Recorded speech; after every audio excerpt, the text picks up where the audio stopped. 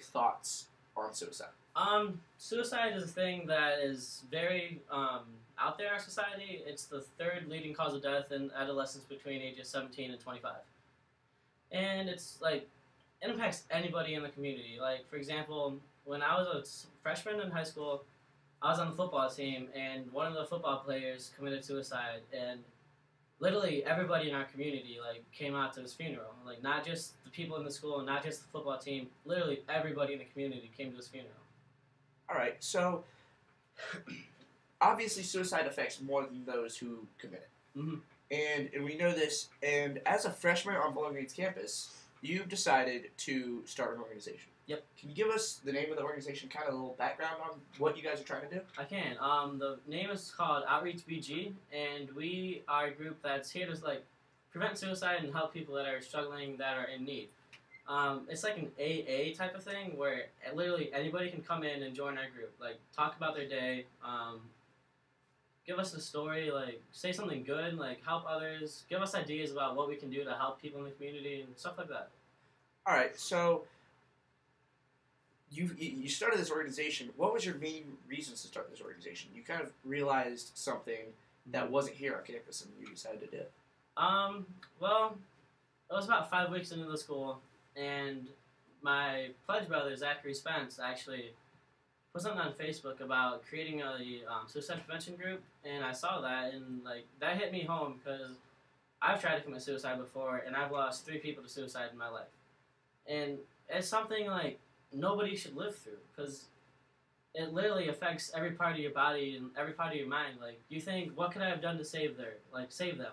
What could I do to prevent this? How could I stop this? Like it just eats at your soul. All right, so is all suicide based on depression? Not at all. There's a lot of emotions in suicide. Like depression is a giant one. Another one is anger. Anger and hatred and depression are the 3 biggest ones, which hatred and anger are almost the same thing, but to different extents. But, I mean, there's stuff that goes on, like, you can't control, and there's stuff that puts you, like, literally in a zombie mode. Like, you walk around and you're just, like, you don't do anything. Like, you just go with the flow. And a lot of people say that that's no way to live, so then they take their own life without trying to, like, come out of that zombie mode, I guess. All right, so what is the significance to the name of your organization? It's Outreach BG because it's someone outreaching for help. Like, someone that's in need help and they're, like, outreaching to people that need their help or that they need help from them. And it's BG because we're in Bowling Green State Community, or it's Bowling Green State University. All right. And so what are your guys' overall, I guess, plans or ideas for this organization? Our plan is to become recognized through like every student in our school, and like our whole goal is to like if we help one person, then we've done our job. But we want to literally help anybody, like everyone in need who needs help. We're gonna help you, even if it's something like what's 2 plus 2? It's 4. We can help you with that. Like literally, if you need any help, we'll help you. All right. And so there was a couple suicides on Bowling Green State University's campus that really did affect the community as a whole, especially the Greek community, because that's where it happened within it. Yep. How are you guys trying to like actually reach out to the student community right now? Like, what are you guys doing to do that? Right now it's pretty much word by mouth because we just got accepted last week or 2 weeks ago, and I mean we're in this planning stage still. We still have a lot to go, but we're out there now. Like, we started it maybe 5 weeks ago, I said, and we have 47 members. All right, and so I understand that you guys are like actually the plans for the organization, like what you guys are trying to accomplish. Mm-hmm. So what are you guys really trying to, like, individually, like, per person? What are you guys trying to really accomplish with it? Like I guess to rephrase the question along the lines of, if someone comes to you for help, how are you guys going to go about helping them?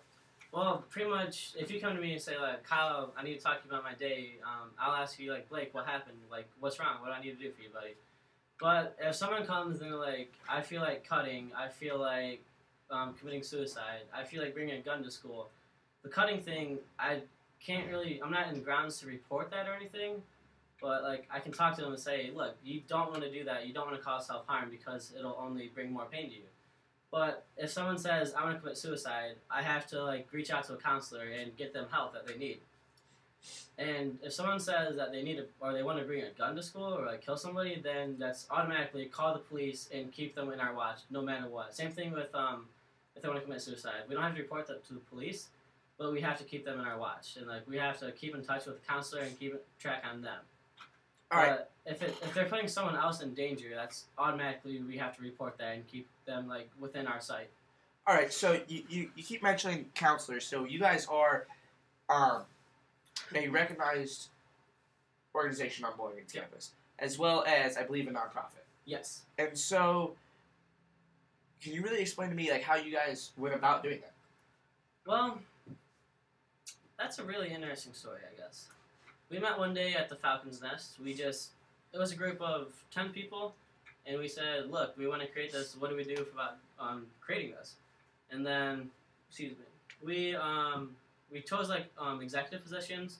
Like I myself am the treasurer for it, and I guess we just like talked to the campus activities and said like, what do we do for this? And then I found a faculty advisor, which is also another Pledge Brothers stepmother, and she works for the educational department. And like we just pretty much said, what do we do? Like how do we go about this? And we did that. We got the Constitution and all that, and like that's literally what we did just to join it or create it. I mean. All right. And so now that BG has recognized you as a student organization on campus, are you guys being backed by anybody besides Bowling Green, really? We have the support of the counseling center, and I have contact information for the LGBT and 2 other names that I don't know right now, but they're in my emails. And I also have contacted To Write Love on Her Arms, and they will come to our campus if we have 100 people that are willing to attend a event planned by them. All right. So, can you explain to me really what To Write Love on Her Arms is? I can't. There was a girl. I do not remember her name right now, but the whole story is on the website. But I'll tell you a brief story about it. She wrote her story, like why she wanted to commit suicide, what she could have done, and then she wrote about why she didn't, how she overcame her feelings, and like there were 2 boys that read it, and then they wanted to recreate her story and show it to the rest of the entire world. So they brought it like their local areas, and like it went regional, and then it went national, and now it's international. And they're pretty much like the biggest recognized suicide prevention group ever. Like I have a tattoo because of them, and because I've lost 3 people in my life to suicide. So like their organization has impacted me personally, and I know it's impacted millions of people around the world. All right, that's really awesome. That's an awesome story. And you said that they would be willing to come to Bowling Green's campus if you guys had 100 members willing to attend one event. Yep. So, and how many members do you guys have right now? 47 at the moment. 47 at the moment. And you guys, and you mentioned the executive council or board. Mm-hmm. What can you explain to me the positions that make up the executive board? We have the president, the vice president, a treasurer. We have a publications representative, a secretary. I don't know if I said that or not yet. And then we also have a risk management position. Okay, and what position do you hold? I am the treasurer. And what all do you do? We don't have any dues, so I guess I just collect money, like any donations.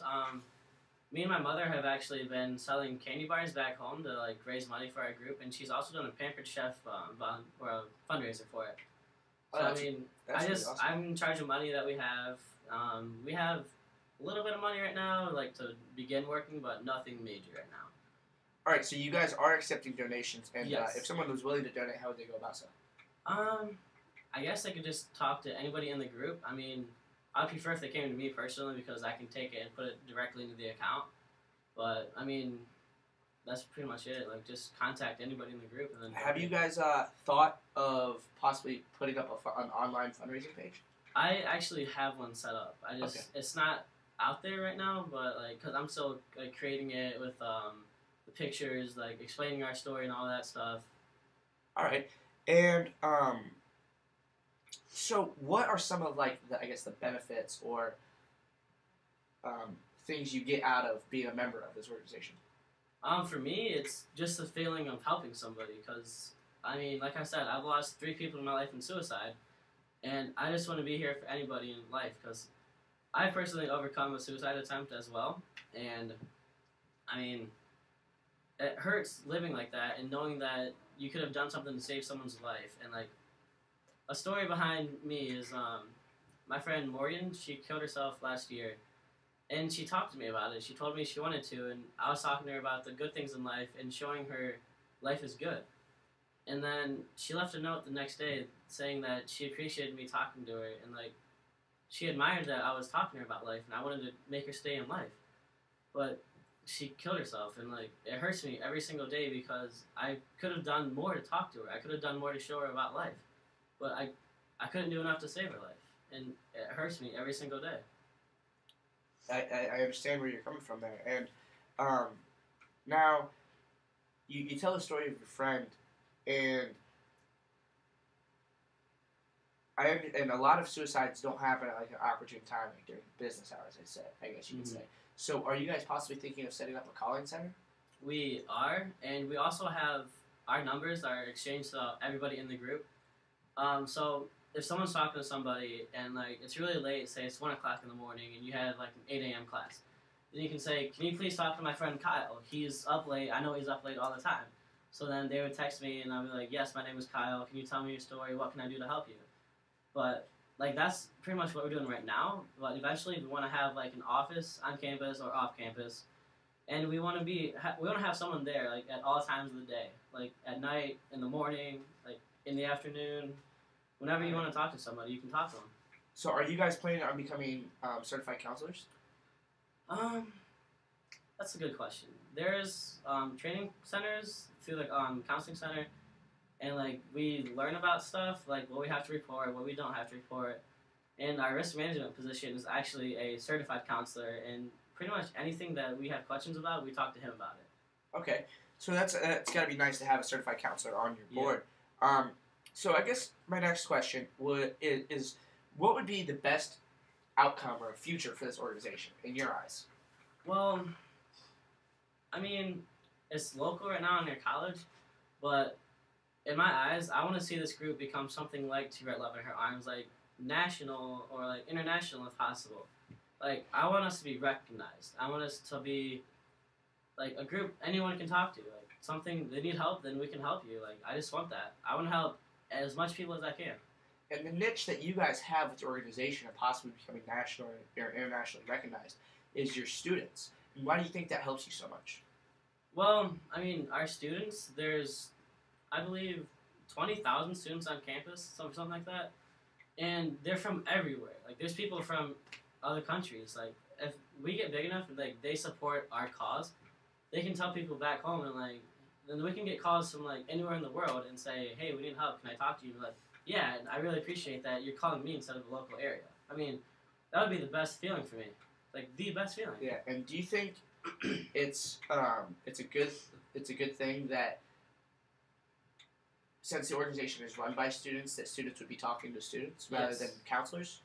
In my personal opinion, I have never, like, I don't want to say accepted them or, like, I don't know how to explain it, but I've personally never liked counselors. Like, I don't want to talk to someone that's getting paid $200 an hour to judge me. I would rather talk to someone my age, close to my age, and be like, "Blake, this happened, can I tell you about it?" Or like, "Blake, I need to like talk to you." I don't want to have like to go to an office between certain times of the day, and I don't want to just sit there on the couch and tell them about my story and be like, "Oh, you need to put on medication." Like, I don't want that stuff. Like, it's not what I want. Okay, and I'm gonna go with the last question here. We've talked about your friends and who you talked about and with suicide. And we've talked about the organization. We've talked about you.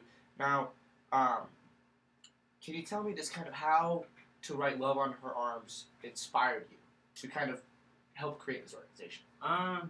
Like I said multiple times, I have 3 people in my life that killed themselves, and I've tried to myself.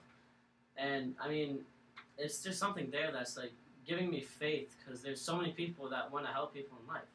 Like, it's just comforting to know so many people want people to live and like they're there to support them. amazing how like what people are willing to do for others they don't even know. It's just heartwarming.